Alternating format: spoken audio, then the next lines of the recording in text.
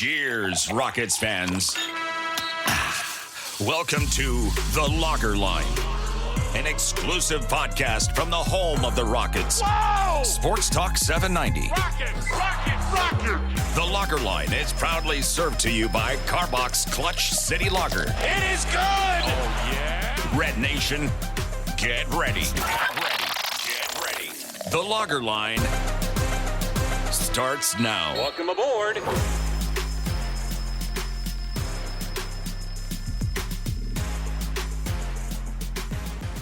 Welcome back to another new episode of The Lager Line, again served to you courtesy of Clutch City Lager of Carbach Brewing.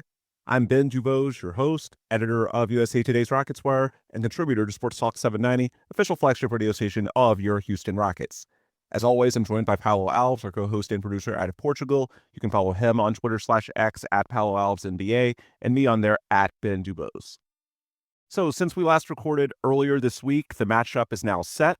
Play-in tournament had a close game that went down to the wire, but not surprisingly, Steph Curry found a way to hit a couple of huge threes in the last 2 minutes, and Golden State got the win over Memphis. And now it is, in fact, the hated Warriors who are on their way to Houston for the first round of the Western Conference playoffs. Game 1 is Sunday night. And even though the Warriors are the 7th seed, they're actually favored by Las Vegas in this series, just as we suspected. It's not hard to understand why, because despite the seed gap, the Warriors only had 4 fewer wins than the Rockets this season, 48 versus 52, and they also won 3 of the 5 head-to-head meetings.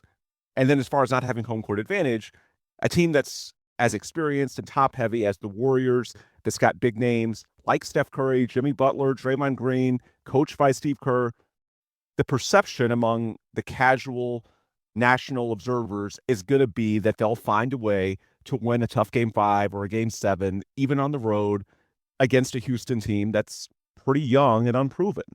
The challenge is on the Rockets to prove them wrong, and I actually think we'll see them rally around it. I think that's already happening based on what I've seen at practice this week. I also think they're going to rally around this whole Warriors perception angle and the mental hold that people nationally think they have over the Rockets as a franchise.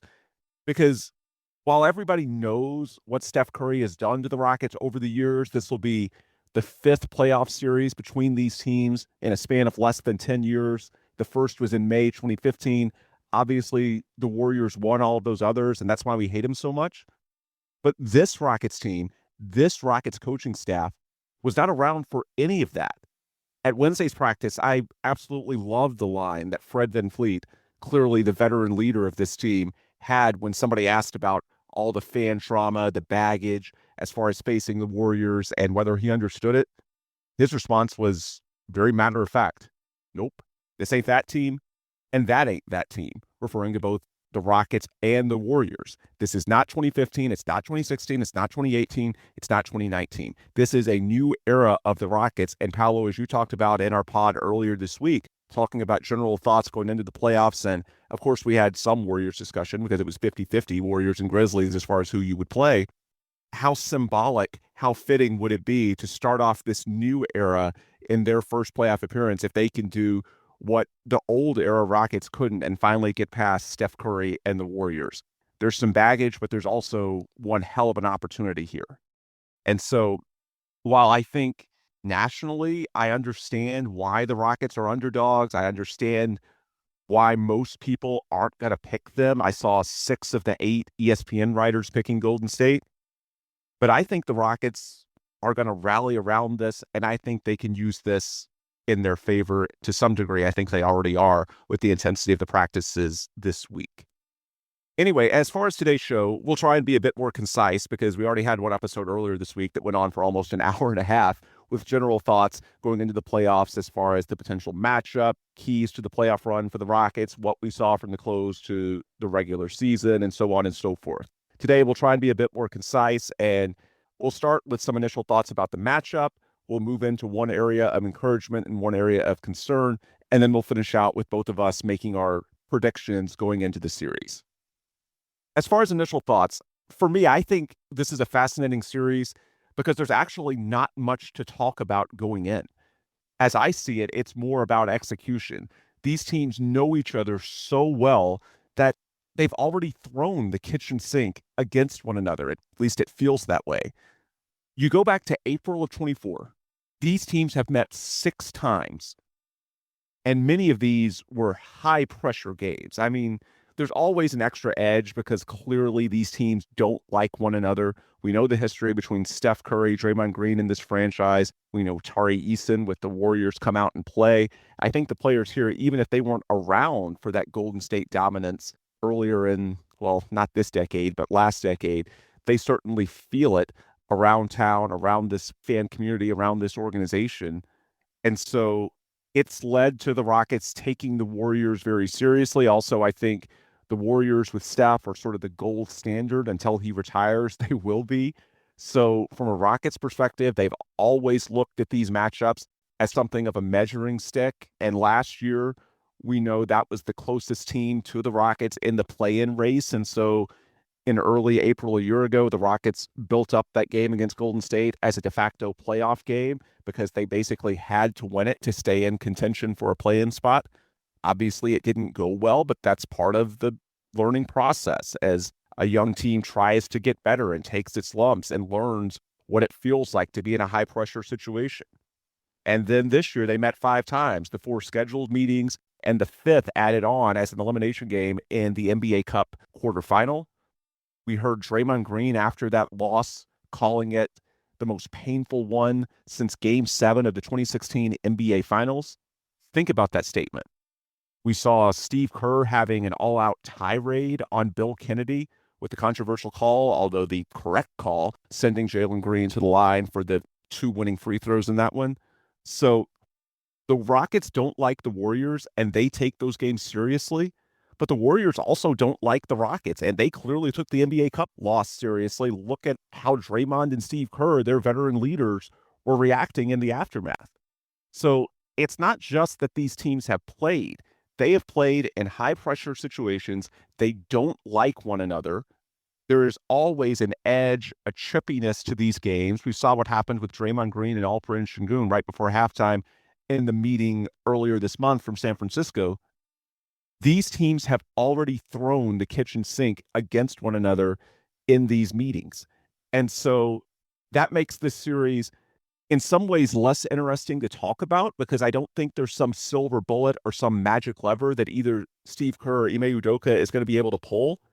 These teams have already tried that. They have taken these games extremely seriously. It's just going to be who goes out and makes 1 or 2 more plays. It's just going to come down to execution. And so that's what I'm thinking going into this series. Even the changes these 2 teams have made over the season, the Rockets have played the Warriors twice with Jimmy Butler. The Warriors have played the Rockets since they started going more double big with Alperen Sengun and Steven Adams. So I don't think there's going to be a lot of surprises. I think both teams know what they need to do against the other.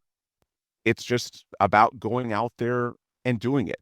Again, 6 games since the start of April a year ago, most of them in very high-pressure situations. They've each won on the other team's home floor. By the way, even though the Warriors won 3 of 5, the Rockets won 2 of the last 3, including one by double digits earlier this month in San Francisco. So I don't think there's any fear that the Rockets have of the Warriors. There's certainly not any fear that the Warriors have of the Rockets. Both teams have already gone all out for these games against one another. So I don't think there's going to be any huge surprises or tactical, chess moves, if you will, that we haven't seen already. No, it's just going to be who goes out and steps up in the highest pressure moments and gets it done. That's my thought going into this series, at least as far as the on-court side. There is, of course, the emotional side as well. And as mentioned earlier, I think that's more a fan thing than a player and coach thing. I think that's more what we're feeling watching the series, not so much what the players and coaches on the Houston side are feeling themselves. But for me, and this is a fan podcast, so I do want to address it, I'm not going to lie. When Golden State won that game against Memphis, there was a big part of me that was cheering for the Grizzlies, partly because I think it's a little bit better matchup. They don't have the experience edge. They did just fire the coach and the stuff we talked about earlier this week. But also, there's a pit in my stomach. I'm not going to lie. It would suck to lose to the Warriors for a 5th time in under 10 years in the playoffs. Now, conversely, as you laid out the other day, Paulo, it's amazing if you win. but it's terrible if you lose. And even if logically it's understandable, we can point to the broader context. Hey, this is the Rockets' first playoff appearance with this group. They're very young. And if they lose, as long as the series is at least somewhat competitive and they don't get swept losing by 25, 30 points a game, it's understandable. You can look back and logically say this team needed more seasoning if they end up losing a hard-fought series to Steph Curry and the Warriors. It wouldn't be something that makes you feel all of a sudden like, oh, this team is doomed and the rebuild's a failure and it's not going to work out. No, it's nothing like that. But from a fan perspective, yeah, it would suck if you lose to Steph and Draymond again and got memed into oblivion. Yeah, it would suck. I get it. And so that's why I've had a pit in my stomach. Because, yeah, there's a lot of nerves, a lot of baggage that comes from playing the Warriors again. Somehow they are the first team you draw in a playoff game in this new era. The first playoff game since May of 2019, that horrible loss, Game 6 of the 2019 second-round series that basically was the end of the James Harden and Chris Paul era Rockets and basically the end of the James Harden era Rockets and sent them into a rebuild because Russell Westbrook, that deal was just a Hail Mary. Yeah, it feels terrible that the first game back is going to be against those hated Warriors again. But in some ways, it's all the more fitting. And the more I think about it, the more I'm rallying around it. Just as I think the team is itself, I think the fan base should as well. Because that pit in our stomachs, that's why we're diehard fans of sports. That's why, if you're out there listening to folks like me and Paulo ramble for an hour plus every week, that's why you care. That's why you're not watching scripted movies or television shows or doing something else for a hobby. Sports is the greatest reality show there is. And so with a series like this, yeah, there's a huge variance in terms of it's going to feel amazing if you win, terrible if you lose. And in some ways, it'd be easier emotionally to play a nondescript opponent like the Memphis Grizzlies that it wouldn't feel as awful if you lose to. But this is why we're fans of sports. This is why you play the games. This is why you care enough to listen to podcasts like this, to invest yourself into a sport with 82 regular season games and now as many as 4 playoff series that are best of 7. This is why we do it. The upside, the feeling, the rush you get if you win a series like this. It feels like, the Rockets have given me some incredible moments against the Warriors over the years. I can think back to some of the individual games they've won in the Harden era, and yet they didn't even win a single playoff series against them. Imagine what it'd feel like for a young team if they win their first playoff series against these guys. That rush, that adrenaline, this is why we do it. And so, yeah, I'm nervous. My mood this week, it's the Saved by the Bell meme, the Jesse Spano, I'm so excited, I'm so scared, caffeine pill freak out. Yeah, that's how I feel. But that's why we care so much about sports. That's why we do it. We're not playing sports. This is a hobby for us. We're watching. If we weren't doing this, we'd be doing something else. This is what makes sports special. And so I have nerves. It would suck to lose. It would be amazing to win. Yeah, to some degree, I'm walking on eggshells. But Paulo, this is why we do it.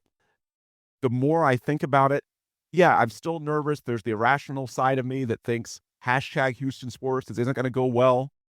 But when I zoom out and I think about why we do this, and I think about why we invest so much time and effort into podcasting and tweeting and basically building our lives, at least to an extent, around watching and supporting a team like this, a high-stakes matchup like this against a dynasty-type team. I know they're not a dynasty anymore, but they still have the foundation of a team that was, and now you add playoff Jimmy Butler on top of that as well.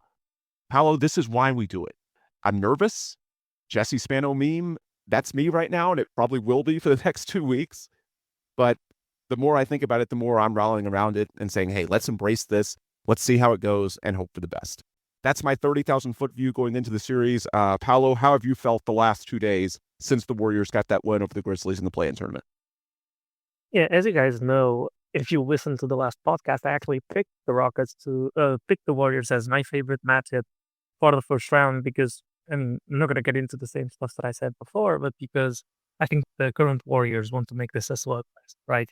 And that's exactly what the Rockets want. The lower the scoring is in the game, the better off the Rockets are. And so I wanted the Warriors, so I didn't really care how it went. I didn't watch the game. I picked it up in the morning and I watched the last few minutes and I saw the stats and I thought we're probably going to be playing against the Warriors and the refs because the refs made pretty damn sure that the Warriors were going to have the lead in that game and then they choked it and then some favorable calls went the Grizzlies' way. But ultimately, when it came down to it, obviously that 5-second violation is absolutely bogus, and Ja Morant and Jaren Jackson Jr. are both being bear hugged at the time that the violation is called. So whatever, not gonna get into that. But I will talk about specific things about how I think the matchup will go. I won't give you my prediction. That's at the end of this little Bob type thing. But I will say a few trends that I think are important. The Warriors have been a pretty good rebounding team, for the season. But when you look at the last few games, the ones that actually matter, against the Grizzlies, they were out rebounded by 11. Against the Clippers, they were out rebounded by, wow, it's even more than I expected. They were out rebounded by 17. The Warriors currently are playing small ball. They play Draymond at the 5, and they play, prototypical Warrior small ball. And that cannot be arrested. And they were just unable to, they don't have the shooters to punish you if you go big to counter that. And so I think the Rockets will be more than free to play Steven Adams all the time he wants. If you look at the Warriors versus Rockets matchups, since Steven Adams has been back in full form, they've obviously won the last game, and Steven Adams was a +7 in the minutes that he was on the floor, which were about 16, if I'm not mistaken. And the game previous to that, where the Rockets lost, Steven Adams played only 6 minutes, although he may pull the starters like about halfway through the game or in the third quarter. But still, I think you said you don't think that there's anything new that both coaches can bring out. I think the double big lineup is something that's going to give the Warriors a lot of trouble. It can, but you did it a little bit in the last game. That's all I'm saying is that it's nothing drastic. Yeah, I just don't know how. I just don't know how they deal with it, and I think that's a big counter for us. And then when you look at it, as we've talked about, the Rockets have just a combination of different types of defenders, different lengths, different speeds, different off-ball instincts that are pretty much tailor-made to negate other teams' superstars. And the Warriors, more than any other team in the league, are a team that is the most reliant on their superstars. They have Steph Curry and Jimmy Butler, and then besides that, I don't want to, knock on wood, because this is the Rockets, but Brandon Podziemski is not a good shooter. Moody is an okay shooter.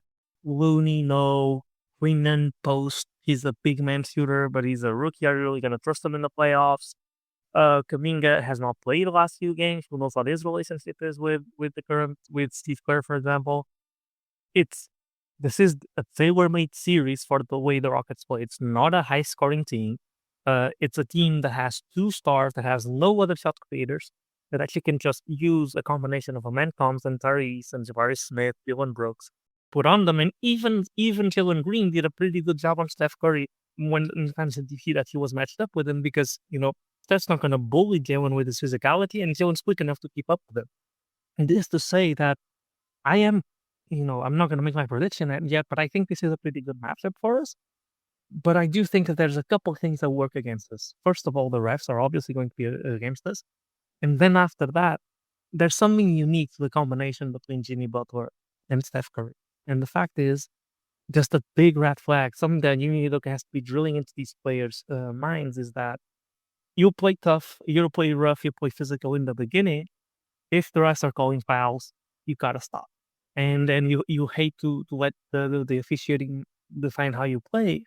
But if Jimmy Butler, who's one of the best foul throwers in the league, is getting you in foul trouble early on in every quarter, and then you're trying to defend physical on Steph Curry, you're basically Jimmy is getting you into foul trouble, and Steph, if it calling ticky-tack fouls, you're giving a 90% free throw shooter 2 free throws, which is basically a layup for him on fouls that are nowhere near the basket, and get into a situation where you're not really needing to actually create advantages because you're giving up a lot of free points in that way. And it's a weird combination because you've got an all-time great free throw shooter that moves a lot around screens a lot and can get those types of fouls, and the guy that's just really adept at drawing those types of fouls. So that's something that I'm looking out for. I wonder how he will kind of manage that. because it's not really about someone getting ejected. It's really about being in team foul trouble, right? So being in the bonus, obviously. So that's another thing that I'm looking out for. But other than that, I think you just if you're able to generate the second chance points that the Rockets has been able to generate all season, I think you will be able to, because if you go big and they go small, they're giving up a lot of rebounds and they don't have the shooting to make up for it besides Steph Curry.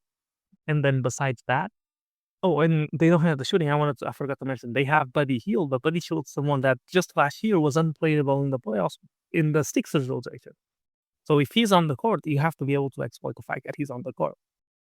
And the other thing that I was going to mention is, even if they decide to play Looney a lot of minutes and play post a lot of minutes, post the player guys, please don't think I'm talking about the post. If that's something that they're doing, you can go bigger than them even then, because Alperen Sengun and Steven Adams are much bigger than whatever bigs they can throw out there. And so I just think that I think we're a good matchup against them. And I do agree with Fred VanVleet that mental kind of breakthrough thing already happened this season. I don't think it's lingering from when the Rockets were bad. I think it's lingering because as Rockets were growing, they always lost to the Warriors, but they broke that streak this year. And in their last matchup, they beat them pretty convincingly. And so I think that it will be a good matchup. There's a few trends. I'm looking at the trends that I just talked about, but I think if the Rockets play their game and their style, and I think the Warriors will feed into that style, they'll have a pretty good chance of winning. Yeah, and I think that 15-game losing streak, which the Rockets snapped with the NBA Cup win in December, it was extremely frustrating to the fan base, and we had multiple episodes about it, but it was because of a combination of two things that were actually unrelated. It was the streak and the obvious baggage with the Warriors and the Rockets dating back 10 years to all those James Harden-led playoff losses against those two. It was the confluence of those two things. And so for the fans, it was absolutely awful. But to the team itself, they just needed to get a win. And that 15-game skid, as frustrating as it was, what gets lost is that the Rockets, they were the worst team in the Western Conference for 3 straight years. So they were bad against everybody. Those 15 straight losses were not a reflection of anything specific about the Warriors. A lot of that was the years the Rockets were rebuilding/tanking. And so it's not as much as you would think. For the fan base, it was all the losses and the baggage that was already built up going in. For the team itself, again, a lot of it is unrelated to them. Steven Silas years, James Harden years, that's not them. They need to see a couple of things go right. They've now won 2 of the last 3, as you mentioned, the last convincingly. So I don't think that's a factor anymore. I'm with Fred on that.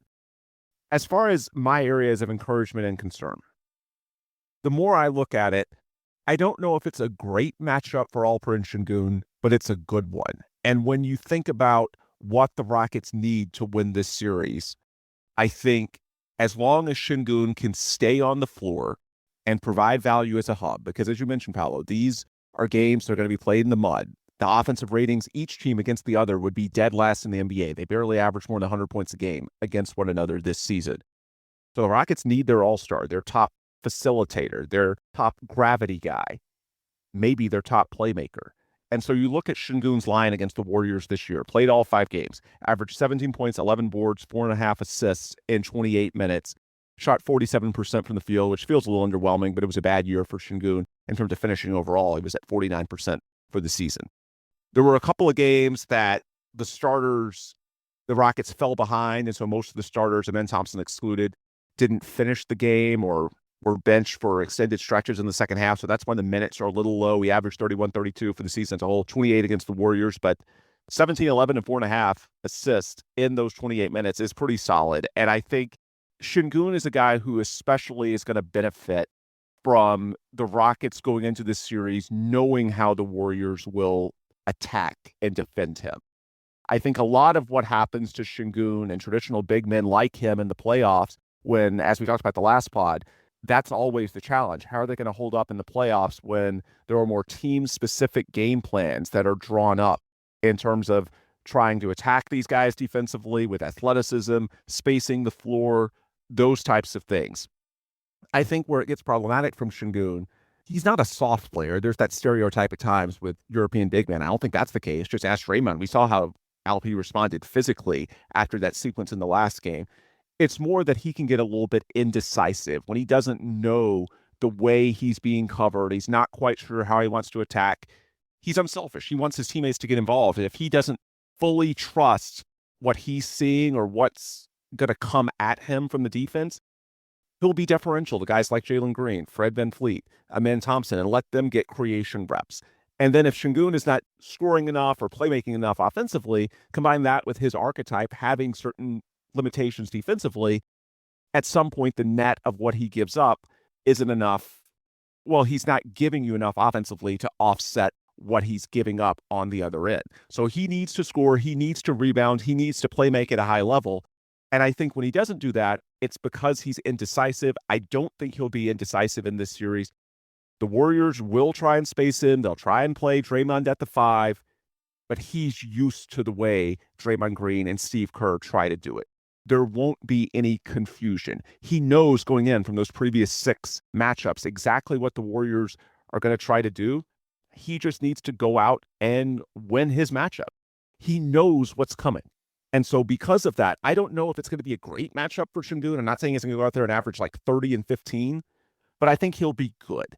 And if you get a good version of Alperen Sengun, an all-star this season, and combine it with a top 5 defense, that should be enough against a team that you already match up well with defensively. And by the way, I'm not even mentioning, we could also say as far as areas of encouragement, yeah, Amen Thompson as the lead guy on Curry. That was the first thing I thought of. But honestly, that's low-hanging fruit. Like, that's just foundational. You've got to have Amen and Tari and Dylan defending well for the Rockets to have a chance in this series. That's baked in. If it's a shootout, the Warriors, led by the greatest shooter of all time, are going to put up more points. They are going to make more shots. So, yes, the Rockets have some advantages defensively, but they have to rely on their athleticism, their cumulative depth to have a chance. Otherwise, the Warriors are just going to score more points. That's how it works. So, yeah, that's obviously the biggest area of encouragement. I don't really see it as a variable. It's just foundational. That's got to work out for you to win this series. I'm also not talking about the officiating. You mentioned it, Paulo. Yeah, I know there's a financial incentive to have Warriors, Lakers, Steph, LeBron in round 2. Honestly, that's an act of God. It's largely out of your control. Yeah, Ime should work the refs. Yeah, Rafael Stone should send clips between games, yada, yada. But let's focus on what the Rockets have within their control. The officiating is what it is. I'll be frustrated during the games, I'm sure, but there's not a whole lot the Rockets can do about it. And honestly, they just need to focus on being good enough in other areas and trying to overcome it. It sucks, but it is what it is. So, area of encouragement for me as far as realistic variables would be Sengun. I think he knows what's coming. That'll be a good matchup. The area of concern I have would be the shooting from guards. Fred VanVleet, 22% overall, 22% on threes against the Warriors this year. Jalen Green, 31% overall, 25% on threes. It's amazing the Rockets were as competitive with the Warriors as they were and won twice with those numbers, because that's not going to be good enough to win a playoff series. I feel confident in saying that. And, let's give some credit to the Warriors. A lot of their role players are good defensively. Gary Payton, Moses Moody. We know the limitations offensively, but defensively, they're very sound. Towards the rim, Draymond Green, Kevon Looney, they're physical. They go vertical without fouling. It's tough to get easy buckets. Yeah, you can hunt out Steph Curry, and that's something the Rockets need to do a little bit more in this series. We saw Jalen get going in the fourth quarter of the last matchup against the Warriors by doing that.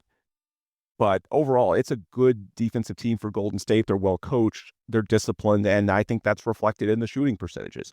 Now, I don't think they should be quite that low. It should normalize a little bit, but it needs to happen, because 22% from Fred, 31% from Jalen, that's just not going to be enough. I'm less concerned about Jalen because I think some of Jalen's low percentages are because the Rockets need him to take tough shots, and against the Warriors, there are more of those. I think he did get going for stretches, certainly the last game against the Warriors when he finished for 21, the NBA Cup game that took place in December. There was a stretch in the second quarter that he was otherworldly. I think Jalen can get going. You can hunt the Curry mismatches more, screen to get that. It's Fred who I see as a variable, especially coming off the ankle. And we know the Warriors have a lot of player movement on offense, so they make you run a lot defensively, cover a lot of ground. So if you have a bad wheel, that can contribute to bad shooting because you're a little bit tired out due to the effort you put in on the other side of the floor. So for me, that's the big variable. Fred needs to be better. I trust him to. He's come through against the Warriors in the playoffs before. Look at the 2019 finals with Toronto. But I would also like to see Ime perhaps give Aaron Holiday a look, not just because Aaron Holiday can knock down shots and the Rockets are good defensively. They just need to make shots to win this series. And we know how good Aaron's been as a shooter this year, 40% overall on threes, about 50% since the calendar turned to March.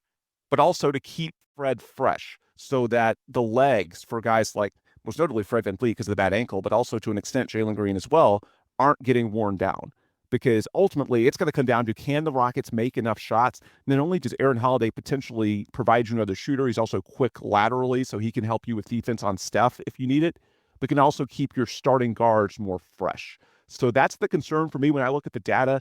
At least one of Fred or Jalen needs to be a lot better than they were in the regular season. I think it can happen. I think some of it is, small sample size theater, but they've got to step up. And as far as what the Rockets can do, I would love to see them give Aaron Holiday a look, both in terms of his ability to make shots and also his ability to keep Fred and Jalen fresher so that when they're out there, those legs aren't getting tired. Those are my areas of concern and encouragement. Now we'll wind down with predictions. Paulo, I'll let you start. Let me just really quick give you my two areas of concern, because I have specific ones picked out besides the ones I just pointed out. But I'll be really quick about it. Area of concern to me is going to be, and I mentioned this on the last pod, the willingness for Ime Udoka to move away from Fred VanVleet if he doesn't have it going. Just because I think there's lineups where Jalen's the point guard and we're just bigger than everywhere else that have great ratings, and everybody always points out how the lineups with Jalen are a lot worse. Well, actually, lineups with Jalen without Fred VanVleet are actually not that much worse, and some of them have even 16 positive net rating. And then my area for kind of encouragement is Tari Eason in general against the Warriors. If we look at the games that they played this year, the first game was actually the overtime game where Tari Eason was the reason we even got to overtime, the main reason, him and the man Thompson. So we have that game we lost, but Tari Eason was, anybody else on this team plays even decent, and then we win that game, or the Warriors look shoot us hot, and then we win that game. And then the next game we lose to the Warriors. Tari Eason is not playing. The game after that we win, and Tari Eason is playing. The game after that we lose. It's a back-to-back. We lose to the Warriors. Tari Eason is not playing back-to-backs. And then the game we win again, the last one, Tari Eason is playing. There's a clear level up that Tari Eason has when he plays against the Warriors. The comeback in overtime, and the two wins are with him. The two losses besides the overtime loss are without him. So I think that speaks for itself. And then my prediction is probably going to be more confident than most people's. And I don't think there will be a lot of people out there that agree with me. But I am actually with Bobby Martz, who is the only ESPN analyst that got the Rockets winning. I got Rockets in 6. I think that we're just too good of a matchup against them.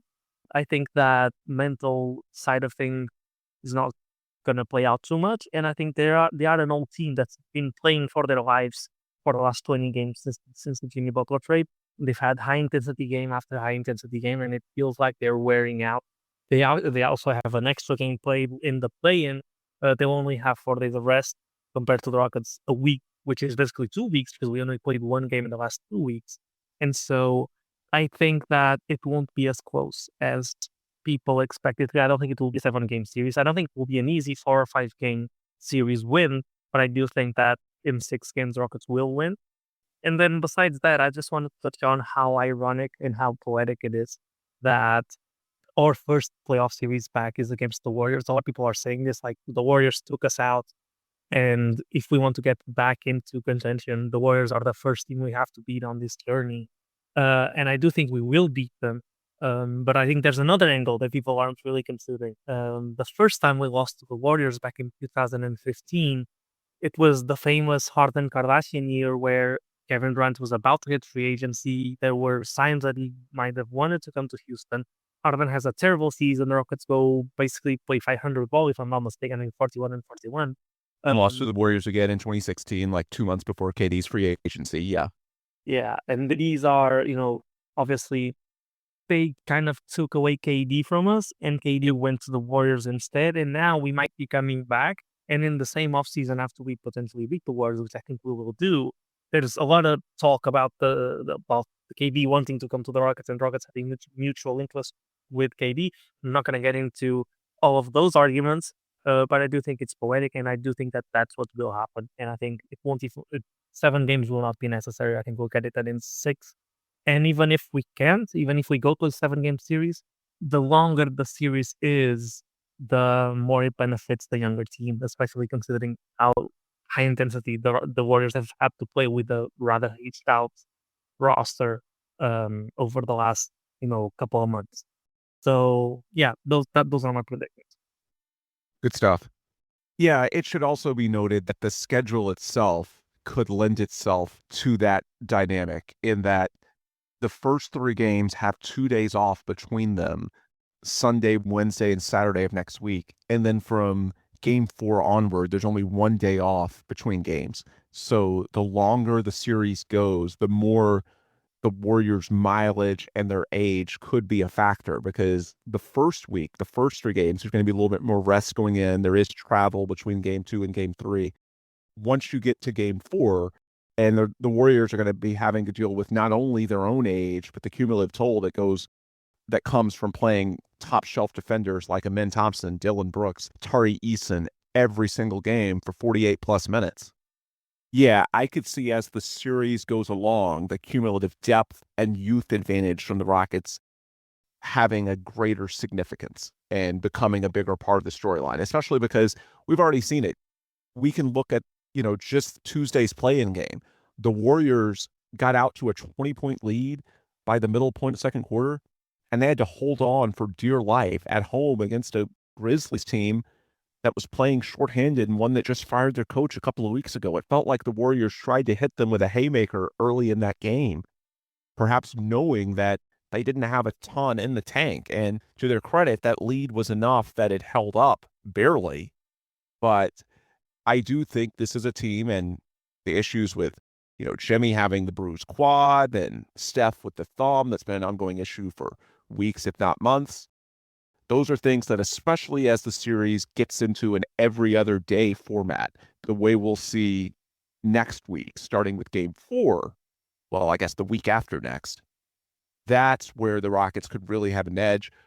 They do have to win at least a game or 2 in those first 3 to get it there. They can't get overwhelmed by the playoff environment, the experience of the Warriors, all the factors we mentioned earlier.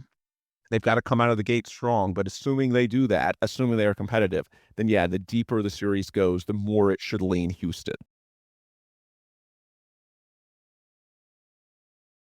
So as far as my prediction, I'm not as bullish as Paulo. My thought going into this was my head says Warriors in 7. My heart says Rockets in 7.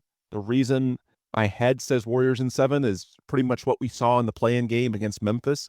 If it's close, Steph Curry will find a way.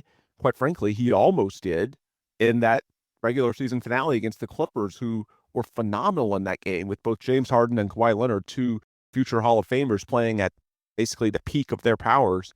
And Steph in the fourth quarter almost won it by himself, even with a fairly limited team around him.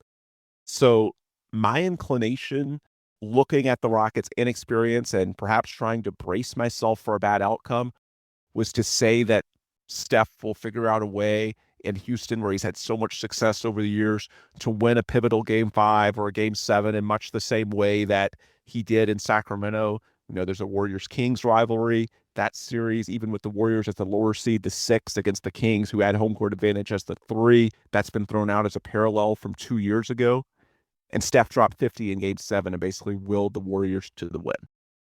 And so my first thought going into the series was that this could be something similar. And I'm not saying the Rockets will turn out the same way as those Kings.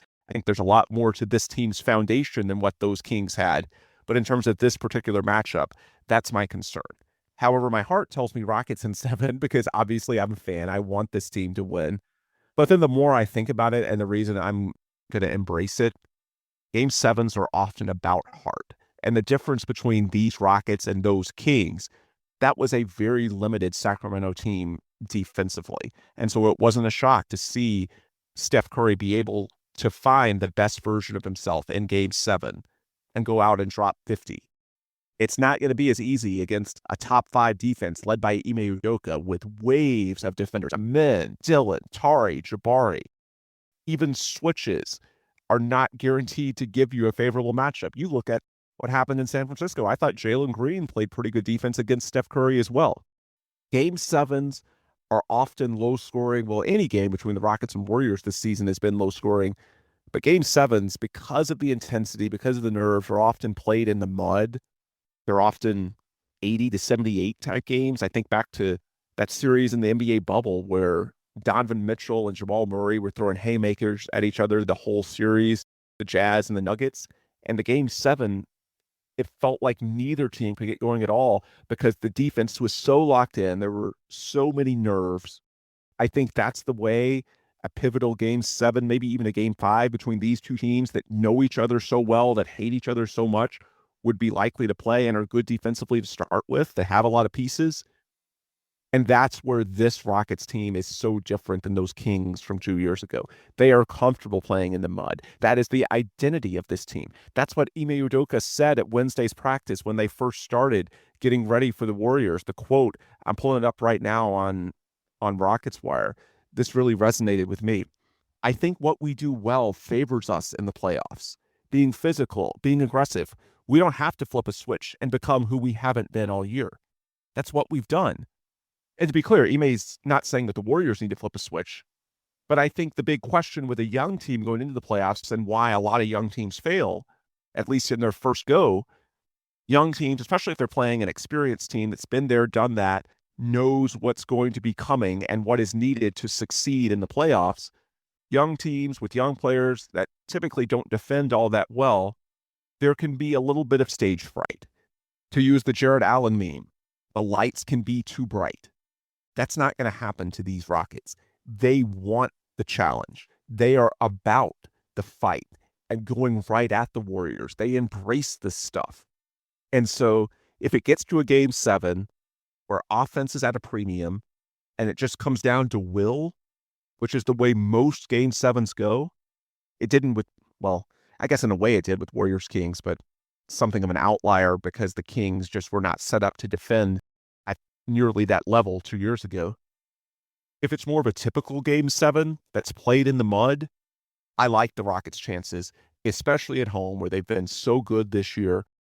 And how fitting would it be, the 2 losses, the most painful ones that we've experienced in this era as Rockets fans, obviously 2018 Game 7, and then the last playoff game played inside Toyota Center, 2019 Game 6, the elimination losses to the Warriors.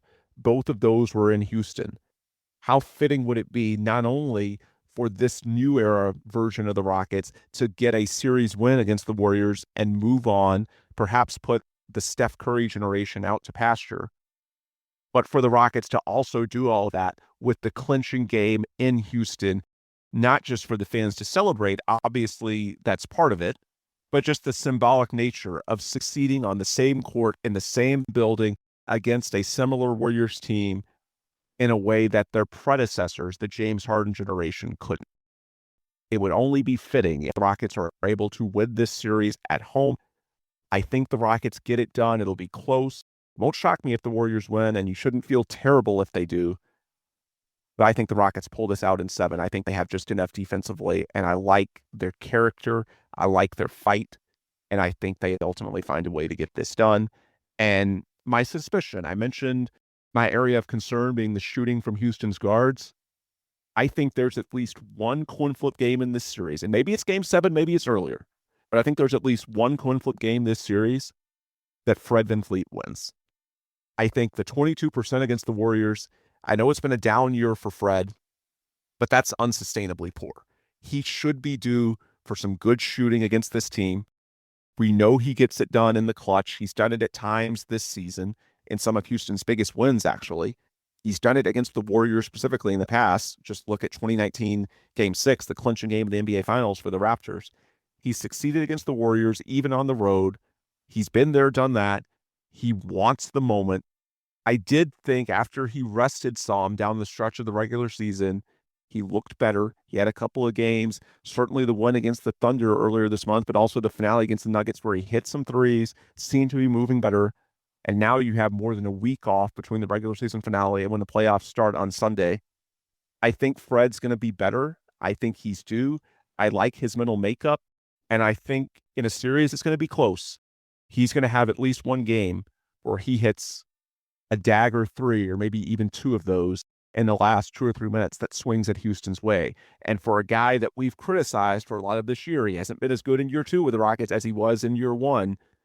This is why you get someone like Fred VanVleet. You trust him to step up when it matters. You like his mental makeup. You like his approach. That should shine on this stage. Even if he's a little bit limited physically, again, there's things the Rockets can do a little bit in terms of managing his minutes to perhaps mitigate the impact of that. A lot of it, when it comes to the final minutes of close playoff games, it's not about the physical side of things. It's about the mental. Everybody's tired. Everybody's got nagging injuries. Everybody's playing through something. It's about who can rise above it and just go out there and make a play. I trust Fred VanVleet. It could even be a contract postseason for him, depending on what the Rockets choose to do with his team option this offseason. So he needs to show his value to the Rockets and perhaps the league. I think he does it this series. I think we get reminders of the old Fred VanVleet, and he finds a way to get the Rockets to the finish line. Rockets in 7. That's my pick.